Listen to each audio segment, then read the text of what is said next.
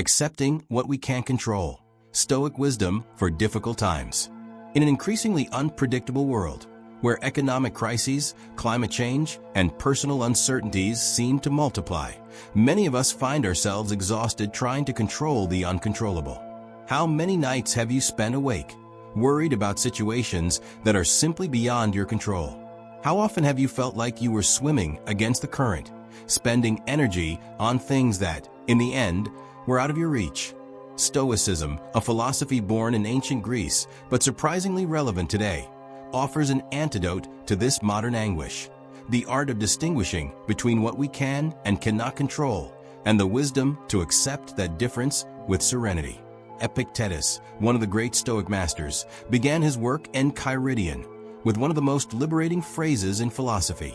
Some things are within our control, while others are not. It sounds simple, but how many of us truly live by this principle? What he proposes is a revolution in how we approach life. Our opinions, desires, aversions, impulses, these are within our control. Time, reputation, health, success, these often are not. When we understand this deeply, we cease to be victims of circumstance and become architects of our own inner peace. Imagine a common situation today. You've prepared an important presentation for work, studied every detail, practiced extensively. But on the day, the computer crashes, the internet fails, or someone in the audience asks unexpected questions. The automatic reaction is frustration, anger, perhaps even despair. But what does Stoicism teach us? That we can control our preparation, our dedication, our attitude, but not technical issues or others' reactions. Wisdom lies in focusing on the first group and accepting the second with equanimity. This is not resignation. It's high-level emotional intelligence. Marcus Aurelius, the philosopher emperor, faced plagues, wars, and betrayals during his reign. In his Meditations, written amidst the chaos, he insists, "You have power over your mind, not outside events. Realize this, and you will find strength." This is the essence of Stoic resilience.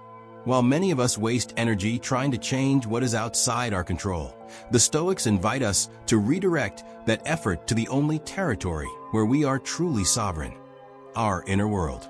Practicing Stoicism in modern times can begin with something seemingly simple, yet profoundly transformative: the Stoic morning.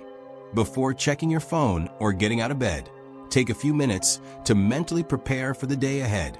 What challenges might arise? Which ones can you truly influence? Which must be accepted as part of the journey? This exercise in discrimination between what is yours and what is not acts like a reality filter, sparing you from wasting emotional energy on lost battles before they even begin. The true test of Stoicism, however, does not occur on peaceful days, but in life storms. It is when we lose a job, when a meaningful relationship ends, when we receive a difficult diagnosis. These are the moments when philosophy ceases to be theory and becomes a lifeline. What the Stoics propose is a radical shift in perspective. Instead of asking, "Why is this happening to me?" ask, "How can I use this to become better?" This simple mental reorientation can transform obstacles into stepping stones. Seneca, another giant of Stoicism, wrote, "Fire tests gold. Adversity tests strong men." Our society often teaches us to avoid suffering at all costs, but the Stoics understood that certain pains are inevitable, and that trying to escape them only makes them worse. Acceptance is not passivity. It is recognizing reality so that we can act effectively within what is possible. When we stop fighting what we cannot change, we discover immense energy to transform what we can. A powerful exercise in this sense is amor fati, the love of fate, a concept later adopted by Nietzsche. Instead of merely tolerating what life brings, the Stoics invite us to embrace every experience as material for our growth. Missed your flight? Maybe it's an opportunity to read that book you've been postponing. Relationship ended? A chance to rediscover who you are alone. Got fired? Time to reassess your career. This mindset does not deny pain, but transcends it by finding meaning even in chaos. The practical application of Stoicism today can be seen in modern therapeutic approaches like cognitive behavioral therapy, which draws directly from Stoic thought. When we learn to question our automatic thoughts, this is terrible. Distinguish facts from interpretations. I'm unemployed versus my career is over, and focus on possible actions. What can I do today? We are practicing Stoic wisdom in its purest and most useful form. In the end, accepting what we cannot control is not about giving up. It's about choosing our battles wisely.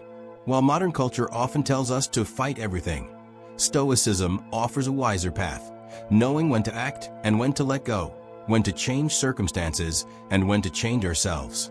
This distinction, once internalized, becomes an inexhaustible source of peace and personal power.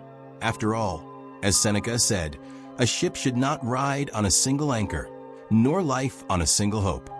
Our freedom lies in anchoring our serenity not in what happens to us, but in how we choose to respond. The greatest insight of this text is the liberating understanding that our inner peace does not depend on external circumstances, but how we choose to react to them. By adopting the Stoic view, distinguishing what is under our control from what is not, we are invited to redirect our energy to what we can really influence: our thoughts, attitudes, and choices. This change in perspective protects us from the constant frustration of trying to control the uncontrollable and offers us a new way to face challenges with balance and clarity. Instead of asking, "Why is this happening to me?" we start thinking, "What can I learn and how can I grow with it?"